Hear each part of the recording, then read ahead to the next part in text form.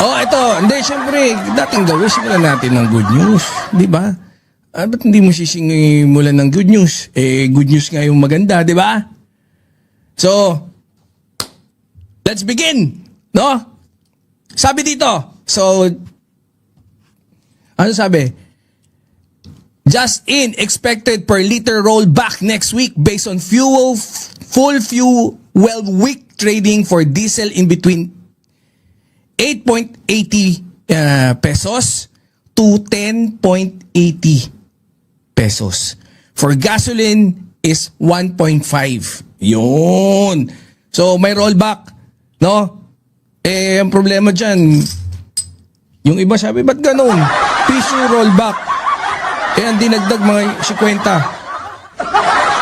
Hindi. I-discuss natin para maganda.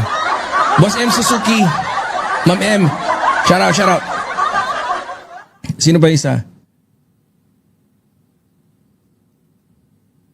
Sino yun? Believe ako sa brilliant opinions mo, sa mga narratives mo, Sir Banat Boy, mabuhay ka. Totoo ba? Nabilib ka sa akin? Mga comment. Ayoko sanang magbasa ng comment ngayon. Pag sabi mo, nabilib ka eh. Sino ba yan? Si Boss Jose.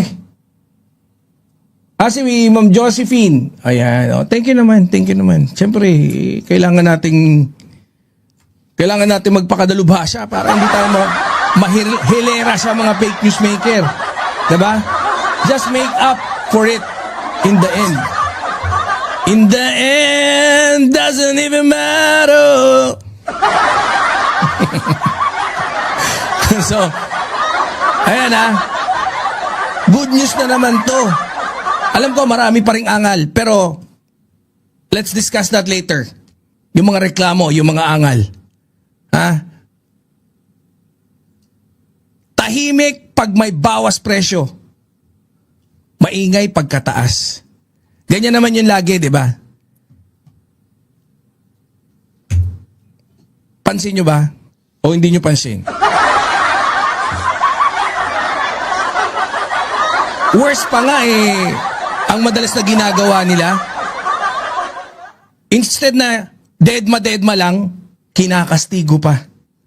Guys, sinabi naman sa inyo pag rollback nga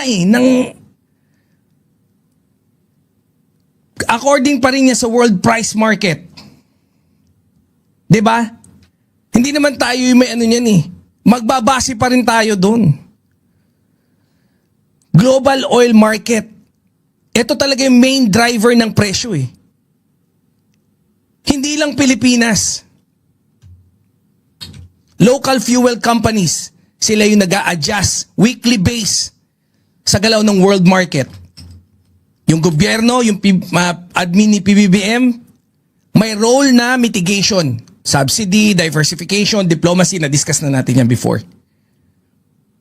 Mga drivers at consumers, sila kasi yung apektado dito sa taas at baba ng presyo. Sila yung unang makakaramdam. Sila yung pang-gauge natin. Pagka tumaas yan, nakanganga kagad yan, nagre-reklamo. Hindi naman natin sila masisi. Pero, ang dating gawi kasi, di ba?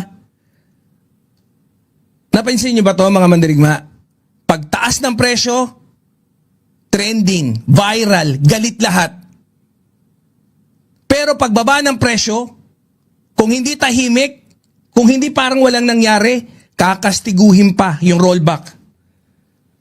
Siyempre yung rollback pinag-aaralan. Gusto mang ibabayan ng ating pamahalaan. Ang problema, kagaya ng lagi natin nadidiscuss, global oil market. Yan yung presyo. Sila yung nagdidikta. Classic na classic kasi. Amplify the bad, ignore the good. Di ba? Yan yung madalas na nangyayari. Hindi natin sinasabing solve na yung problema. Pero malinaw, selective yung ingay. Ang dalas nangyayari ngayon yan. No? Bibi, in the setting of YouTube, turn off the fine auto-translate. Okay, sige. Asan ba yun? In the setting of YouTube. Kahapon pa may mga nagre-reklamo pero masaya nga yan Tapos Inglesero yung mga taga-kabila. Pero set natin dito. Settings. Settings. Saan settings? Punta ako mismo sa ano ko. Wait nga. Saan ko ba makita yung settings?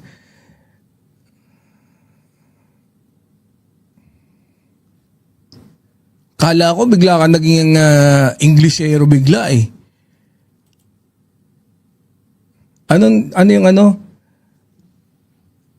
Nakalimutan ko nga i-check to, no? Settings on YT. Okay. Saan ba sa notif? Anong part? Ang dami rito eh.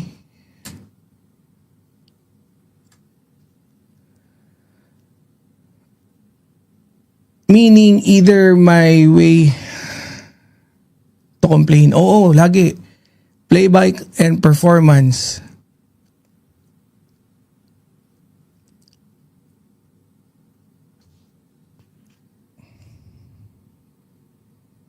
Yung bang ano, subtitle and closed caption? Always show caption? Hindi.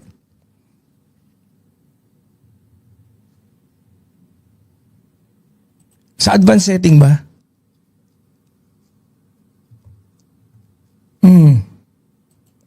Sa account?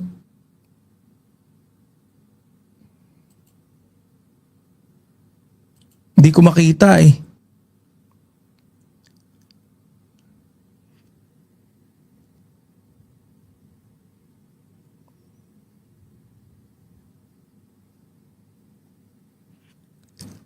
Pucha pa, kaya pala puro kayo Inglesero dyan. Saan dito, Boss Dens? Kailangan ko po... Sige, doon nga natin sa channel natin mismo. So, pagpunta ko ng... Saan ba? Sa dashboard?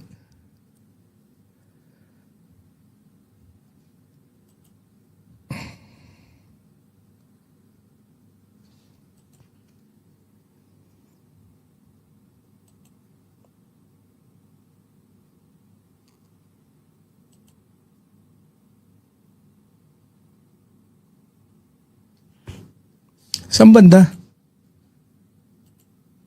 Basic info, channel, upload defaults.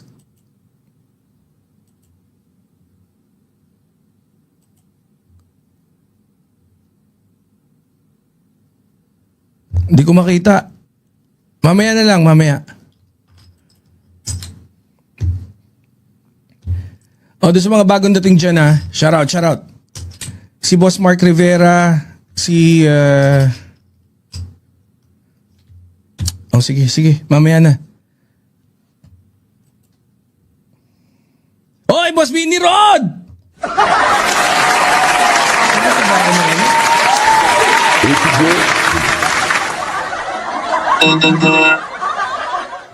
Autobots!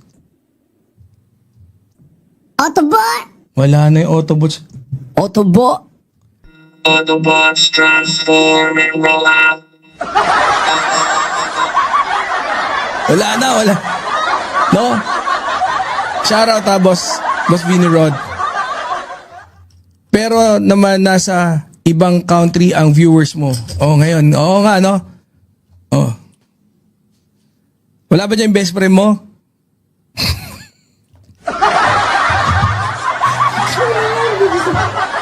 Ano pindutan natin?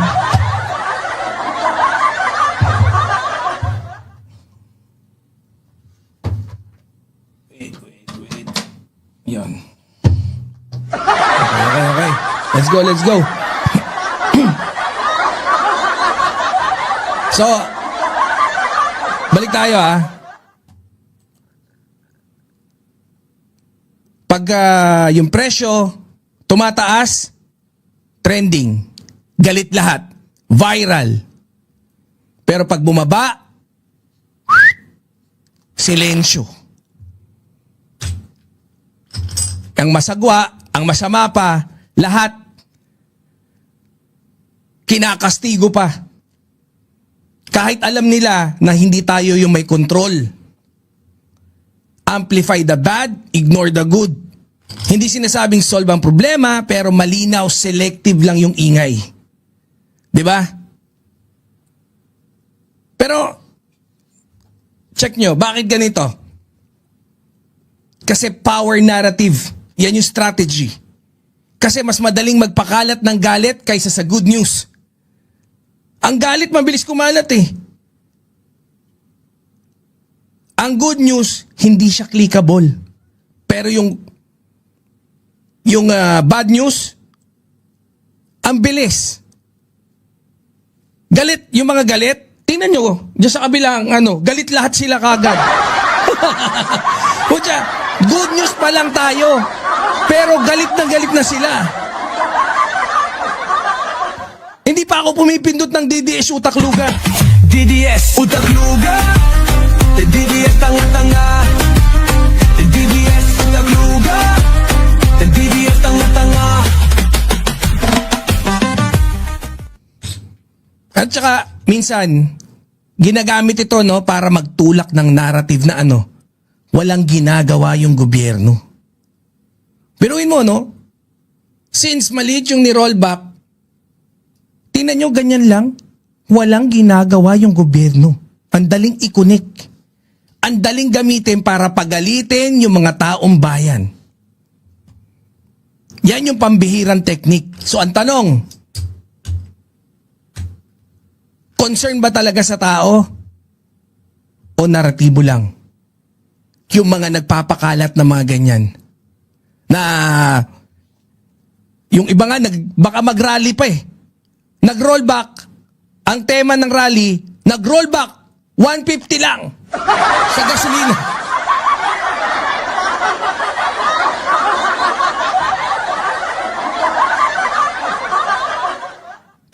Yun nakakatawa eh. Di ba, Mamaribig Tiray? Biglang pagka may rollback o tahimik, sasabihin po, sus, maliit lang yan. Bangag, bangag.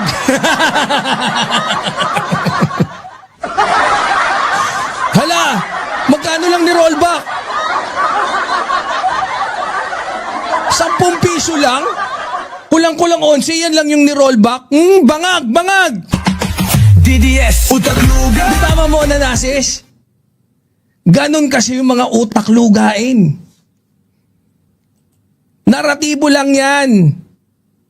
Yan ang bobo-oob talaga, sabi ni Dr. Rivera. DDS utak luga. Nantitrigger sa tinitrigger yung mga DDS dun sa kabila, Ano yung tunay na laban? Dito. Hindi lang to tungkol sa rollback kasi. Ang tunay na laban, stability ng presyo long term. Energy diversification. Hindi tayo dependent lang sa import. Dapat ganun eh. Protection sa consumer.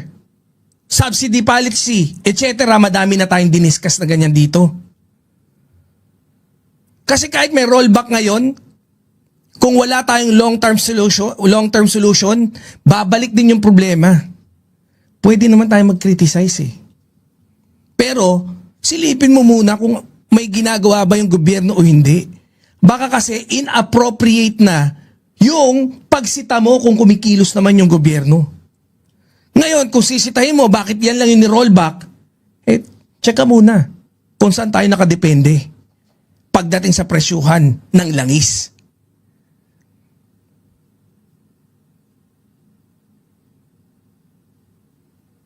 Di ba?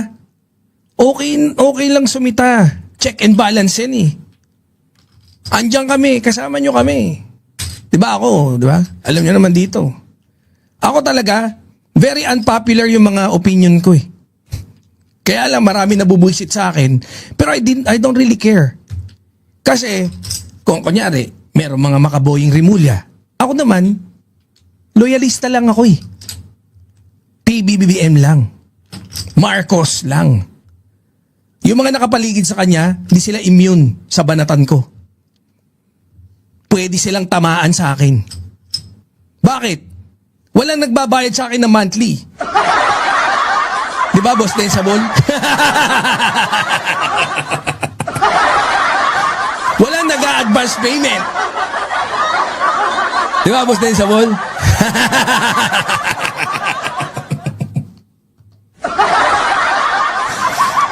Di ba? Tsaka ang sarap magsalita ng ganon.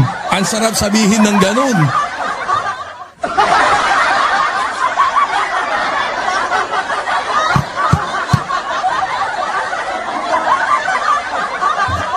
Oh! Siga.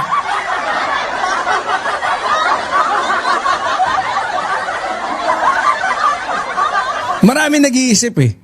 Sa, I'm pretty sure. Kasi ako din eh, di ba, Ma'am Bengay? Ako, nag-iisip din ako eh. Di ba? Eh di good news yan. Bakit para may issue pa rin? Mapapaisip ka na lang eh. Putya, good news na, may rollback, may issue pa rin.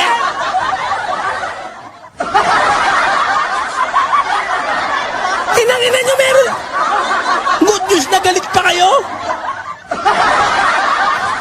Putya, nung pataas ng pataas yung presyo, galit na galit kayo. Ngayong nung medyo naging stable, galit pa rin kayo. Putya, ngayon may rollback na oh. Galit pa rin kayo? Tigil putukan na doon sa Middle East eh, galit pa rin kayo? Aba.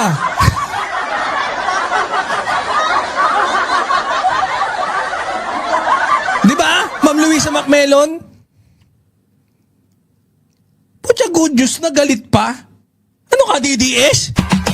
DDS, utak luga. DDS, tanga-tanga. DDS, utak luga. DDS, tanga-tanga. Alam niyo kung bakit? Ang DDS ay... Bobita, pero palaban kahit walang laman.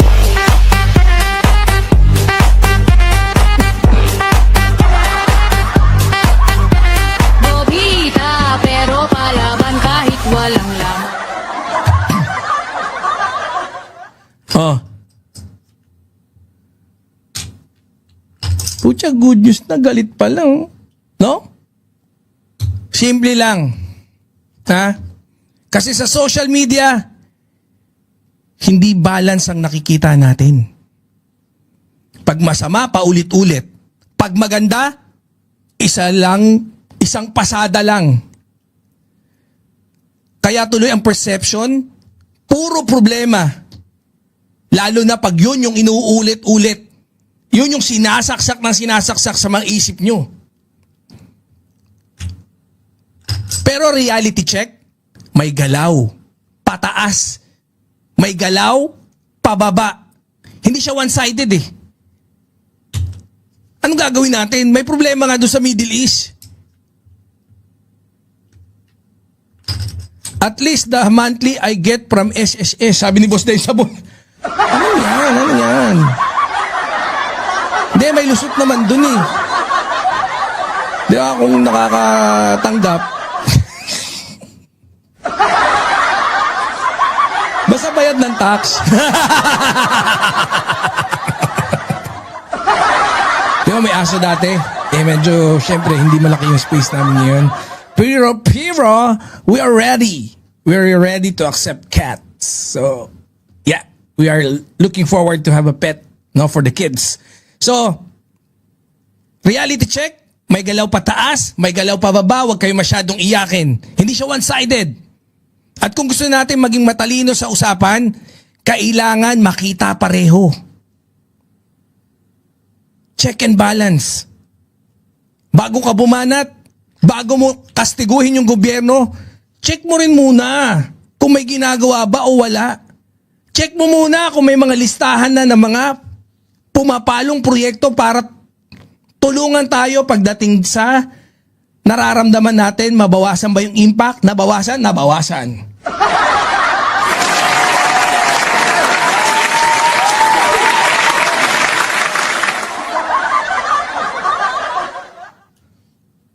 Punta tayo sa pros and cons. Ano yung maganda dito sa rollback? May agarang ginhawa sa drivers at consumers. Siyempre, yung mga commuters, Ganon din yung mga consumers. Pag pupunta ka, bibili ka para sa negosyo mo, magko-commute ka lang. 'Di ba? May pakinabang din sa negosyo mo, Ma'am Asians Blue. Nagpapakita na gumagalaw ang market pabor minsan sa atin. Global market. Nakakatulong sa inflation kahit papano. May rollback eh.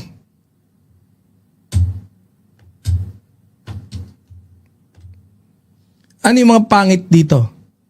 Let's not call pangit. Yung pwedeng nating masilip. Hindi ito permanent solution.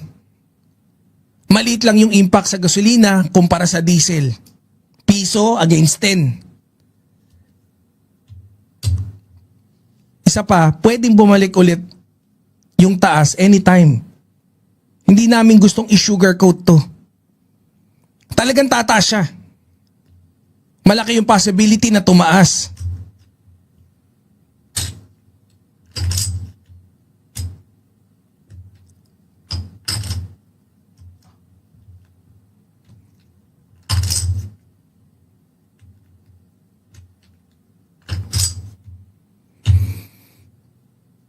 Oh. So, mga mandirigma hindi lahat ng problema permanente. At hindi rin lahat ng solusyon sapat. That we understand. Ganyan namin silipin yung gobyerno. Pero kung pipiliin lang natin makita yung masama, kagaya ng mga DDS na utak luga. Ay, sorry!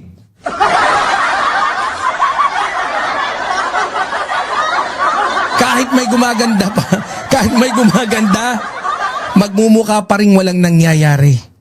Especially pagka ang inuulit-ulit nyo is yung mga paninira na gusto nyong ipukol na kahit walang basihan. So, guys, for us, this is good news. Roll back. Sana kayo bahala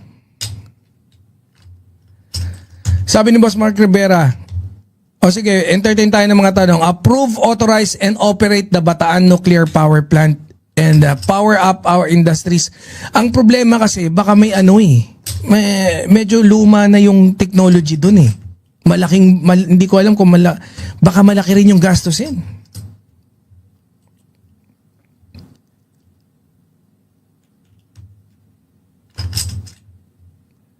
Simon Real Campfield, or that's already exists. So, may mga tanong pa kayo? Lilipat na tayo sa pangalawa nating topic.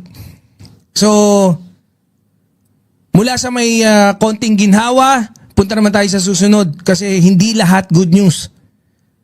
Mukha pa lang ni Guanzon, bad news na eh. Hindi, pinikap ko lang tong topic na to. Itong isang to kasi nakita ko si ating kapatid na si Tol Tapuan, busit na busit. No? Eto yun. Sino hindi mabubusit? Kasi pag mumukha pa lang ni Guanzon, mapapapunyeta.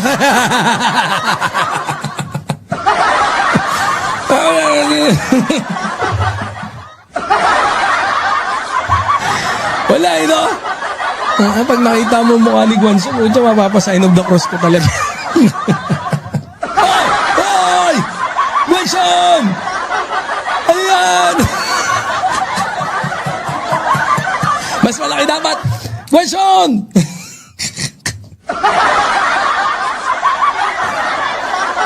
So, anyways sabi kasi ni Guanzon, no? Good evening everyone Let's begin this, simulan na natin yung ating susunod na tatalakayin. So sabi dito, ni Guanzon, what? NBI will file cases against those who post about BBM's health? Ano? Martial law na ba? Hindi, gusto ko sana mag-react kaso naunahan ako ni Tol Tapuan. Siya na nag-react for me. At magkadiwa kami ng mga sasabihin namin. Asa na? Eto, kaso ang liit. Tol Tapuan, liit. Pwede ko ba lakihan to? Ito. Lakihan natin. Yan. Basahin ko Sabi rito, abogado ka. Sabi niyang ating kapatid na si Otapa, abogado ka. Hindi ko makita pag sa gitna ako nagbabasa. Wait lang. Ito. Sabi rito abogado ka, kaya dapat alam na alam mo kung ano ang nagiging tanga. So, ibig sabihin dati hindi tanga. So si Guanzon pala, hindi ka naman pala tanga dati para kay Tol Tapuan, Guanzon. Sabi dito, ChatGPT info, hindi kailangan maging abogado para maintindihan ang malinaw na sinasabi ng Revised Penal Code of the Philippines, lalo na ang Article 154. Ang batas na ito ay tumutukoy sa pagpapakalat ng fake news na maaaring magdulot ng panganib sa public order o nakakasira sa interes ng Estado. Sa madaling salita, hindi basta-basta pwedeng magpakalat ng maling impormasyon, lalo na kung may epekto ito sa publiko. Kasi sa halip na maniwala agad ang mga walang basihang balita, mas mabuting suriin muna ang pinanggagalingan. Ang laban dito ay hindi tungkol kung sino ang sinusuportahan, kundi tungkol ang katotohanan at pananagutan. I agree with Tol Tapuan. Nagbasa pa siya ng di ba? Ng code sa ating Article 154. Ito kasi medyo pinapaliit ni Guanzon Sabi niya kasi, NBI will file cases against those who post about BBM's health. Martial law na ba? Parang hindi ganon. Ang posting doon, may cancer si PBBM. Ang problema, dagdag ko lang kay Tol Tapuan, national security issue to. Di ba? Ito, kaya nga tinatawagan ko ng pansin si Robin Padilla Kasi, pabida ng pabida, Boss Ben Storm, shout out. Si Ma'am Annalyn Ando, andyan ba? Ma'am Annalyn Ando, shout out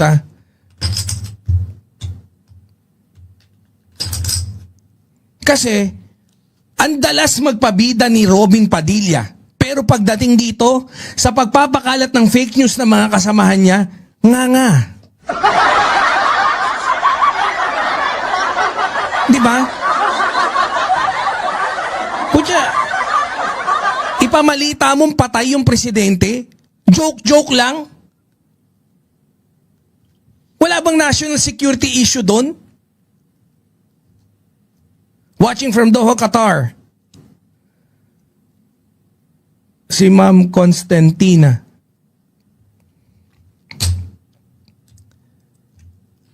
Alam niyo talaga, hindi lahat ng abogado tama Lalo kung kinukonsinti yung mali. Mayroong isang kilalang abogado, galing-galingan Kabayo! Kabayo! Di ba? Na isang beses na si Kabayo kung saan kinakastigo niya yung lahat ng katotohanan na sinasabi ng pamahalaan tungkol sa kalusugan ni PBBM. Di ba? Si Kabayo.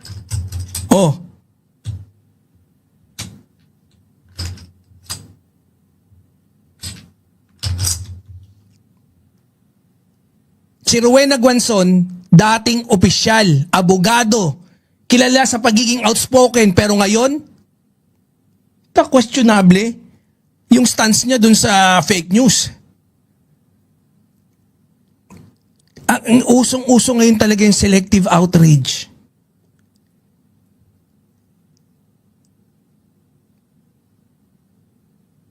Si Tapuan, kampi natin. Pero, hindi sa kampi-kampi to. Diretsahan na binira. Bakit? Galit sa misinformation Mga fake news peddlers, nagpapakalat ng issue na may sakit o patay si PBBM. Okay ba yun? Hindi ba yun nakakatawa ba yun? Joke lang ba yun? Huwag nang pansinin, huwag magkaso dahil parang martial law. Yung publiko nalilito, nadadamay. Worst, naloloko.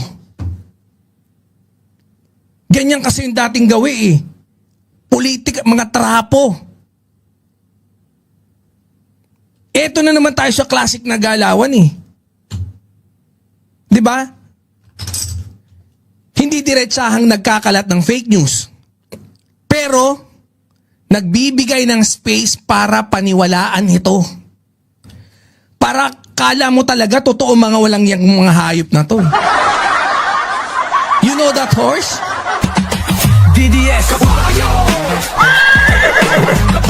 DDS utak luga DDS ang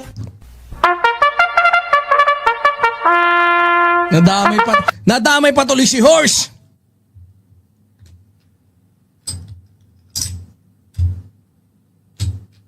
Diba? Ganyan yung matatalino na rin ngayon gumawa ng fake news eh. Habang tumatalino yung mga kababayan natin sa pag-aanalisa ng fake news, nag-upgrade naman itong mga ulupong na to, hayop. Ang mga lawyer na mga DDS ay yung mga nagpasimula ng fake news na yan. Oh, tinatagalog ko ha.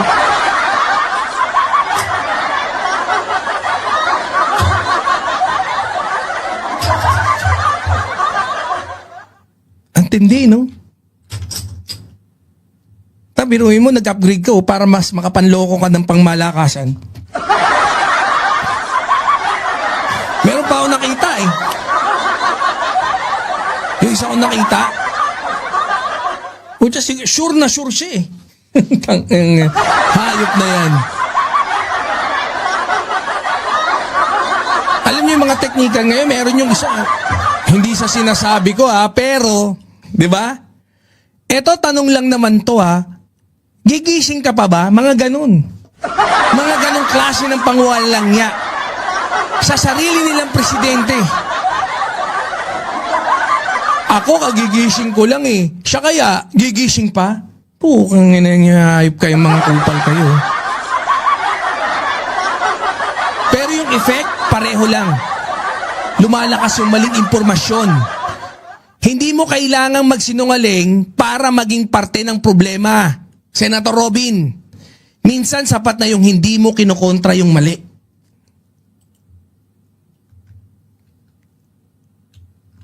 Worst, suportahan mo pa. Worst, maging apologetic ka para doon.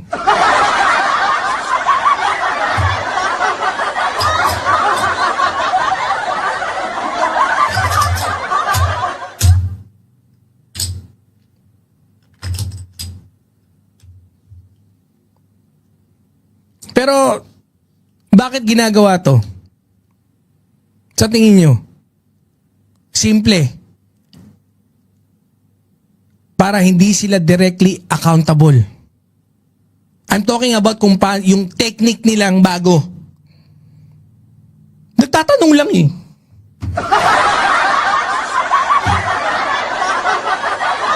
Diba si Jack Argota, anong technique? Kung yung mga bigyawan niya, nung sabi, ay, hindi. Sabi, ay, na mga pinklawan niya, no? Pinapakalat, o, BBM, o, pagalitan mo, pinapakalat na patay ka na raw. Ganun yung mga teknik niya. Ba't ginagawa yan? Para hindi sila directly accountable. Pero, nakikisakay sa ingay ng issue. At worst, hindi lang nakikisakay. Ina-amplify nila in their own way. Alam nila kung paano. Diyan papasok nga yung punto ni Tol Tapuan eh. Galit siya dahil alam niya yung sinambit niyang artikulo. Di ba? Sabi niya pa nga, hindi mo kailangan maging matalino o abogado para maintindihan yung Article 154. May responsibilidad ka dapat sa katotohanan. Hindi pwedeng, alam mong fake news, pero hindi mo kinukondena. Kasi yung dating kinukonsinti mo eh. Yun ang mas mabigat. Matalino ka, alam mong mali, pero kinukonsinti mo. Hinahayaan mo. Ang malala pa, tagapagtanggol ka pang kupal ka. Ngamo ka, upal ka talaga.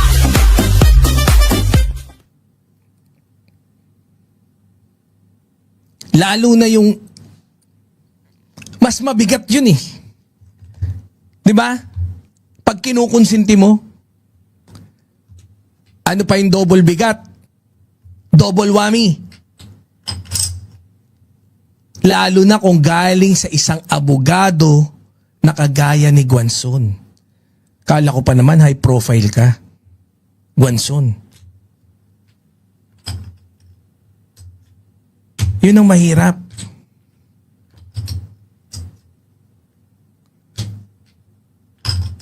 Ano yung mga dapat natin pag-isipan dapat dito?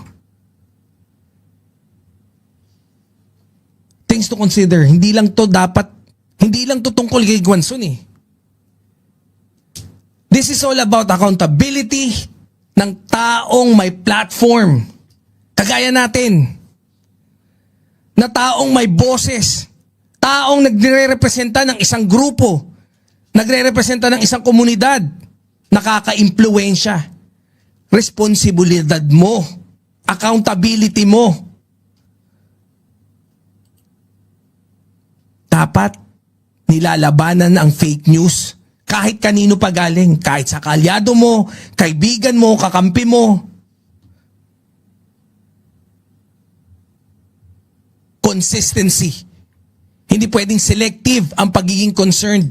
Kagaya ni Mayor Magalong. DDS, Utagluga. DDS, Ang daldal. Pagka Speaker Martin, ang daldal. Pagkastigo kay Attorney Claire, ang daldal.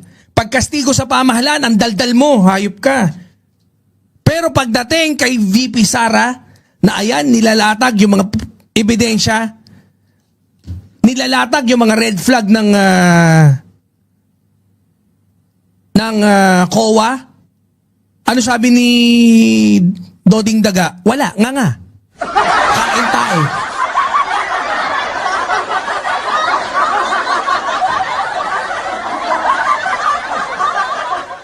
Kasi kung pipiliin mo, kung kailan ka lang magiging against sa fake news, hindi ka kalaban ng kasinungalingan. Parte ka neto. Parte ka ng kasinungalingan. Di ba, Boss Pilcas? Shout out, Boss Pilcas. Oy! Panoorin mo yan. Yan na namin. Asan ba si Boss Pilcas? Hindi ba sa kabila? Ano dito sa ano? Alam nyo, karamihan sa atin di ba freedom of speech yan? Yan yung iniisip natin. Oo, freedom of speech yan. Parang ganun, di ba? Diba, wait lang, teka muna, atras ka ng konti. Para mas makita mo yung big picture ng mga pinagsasabi mo. Tapos, isipin mo na may kasunod yan. Responsibility. Lalo na kung abogado ka. Hindi ka ordinaryong netizen eh. Hindi ko nasasabihin yung mga matataas mo mga posisyon dati. Tita Eva Punsalan, shout out. Hindi ka ordinaryong netizen. May weight yung mga sinasabi mo. Kahit lagi ka namin binabanatan dito, alam namin. May bigat yung mga pinagsasabi mo. Kasi, kahit kupal ka, may bilang ka. Bakit? Abogado to eh. Tapos, kilalang, ano ba yung posisyon natin dito? Commissioner din to. Before. Diba?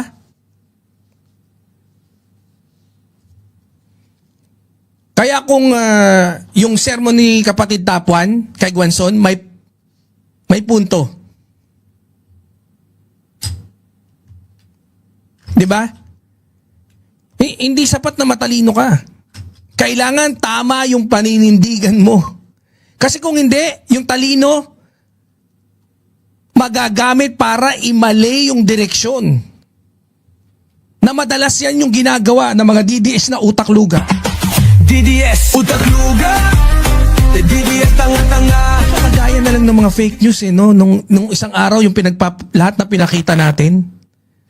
Pucha, ang dami na nating example na kung saan nakita natin si PBBM. Pinakita natin yung comparison ng 24, 25, 26 para basagin yung mga naratibo nila. Pero they still choose na gaguhin sila ng mga vloggers nila. Ano yung mga sinabi nung iba? Naku, kulang tayo sa dasal. Iano pa rin natin, ipagdasal pa natin, dasal pa tayo na maigi, hindi pala siya inamata, hindi pa rin patay. Pucha, binrush off lang. Next topic, parang ganun. Yung isa, akalain ko ba yung dun sa GC namin? Inano lang pala sa GC, hindi naman pala Mali naman pala, kaya kayo i-check nyo. Pucha,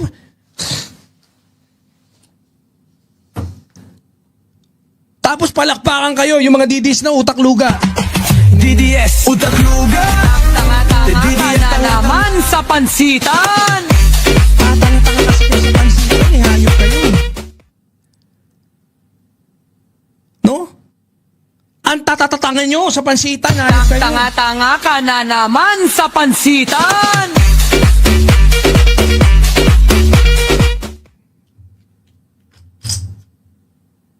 Alam nyo kung ano problema dito? Lumalakas ang misinformation kapag hindi kinokontra agad. Nawawala ang trust sa abogado o sa public figure na obvious naman na nagsisinungaling. Pero you are banking dun sa akala mong maraming mga DDS na utak-luga. DDS, utak-luga. DDS, tanga-tanga. Nagiging normal yung palusot.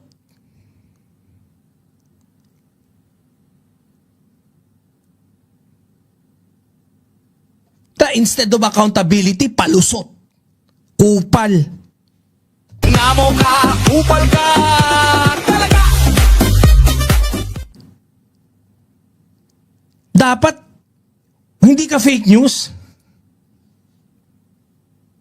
Abogado ka Dapat ikaw yung magpasimulo na maging aware yung publiko sa legal implication ng mga fake news. Pero rather, andiyan ka sa kabila? Diyan ka sa fake news? Alam niyo buti may mga tao na katulad ni Tol Tapuan na hindi natatakot mag-call out. Bakit? Kasi with this, napipilitang mag-ingat yung mga ibang personalidad. Yung mga kupal. Pag nako-call out sila. Pero si Tol Tapuan, okay yan kasi alam niya yung hangganan niya. Buti pa si Tol Tapuan kumpara dito sa matandang ubuhin na tomboy.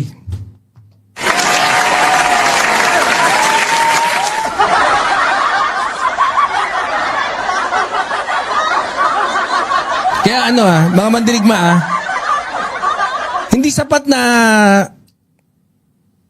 hindi ka nagsisinungaling Hindi yan sapat.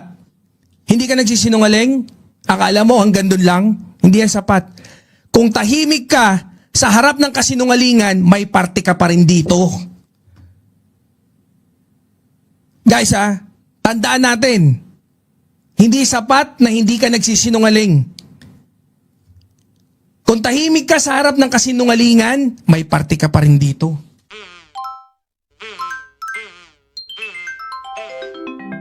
Kukulango.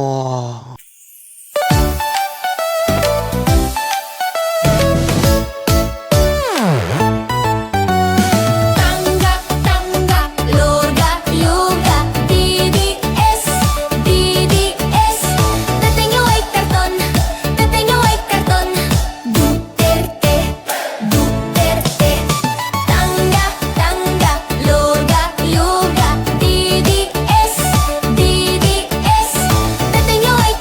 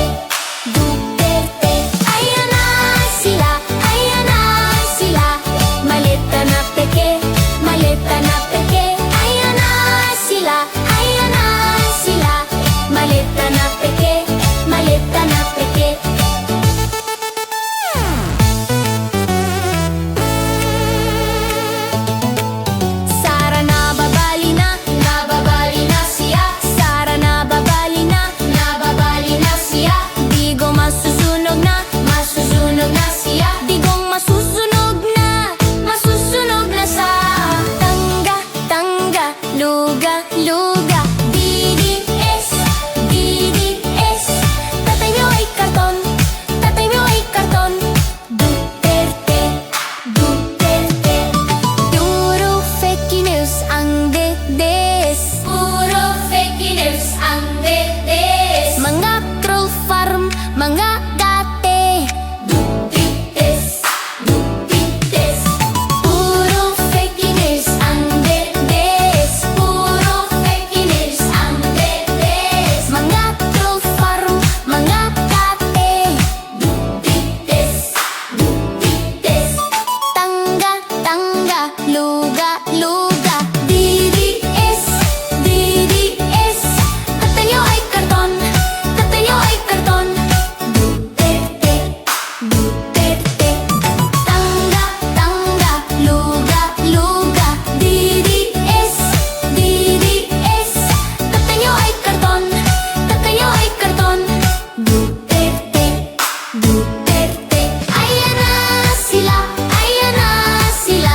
Malita na peke, malita na peke. Ayan na sila, ayan na sila. Malita na peke, malita na peke.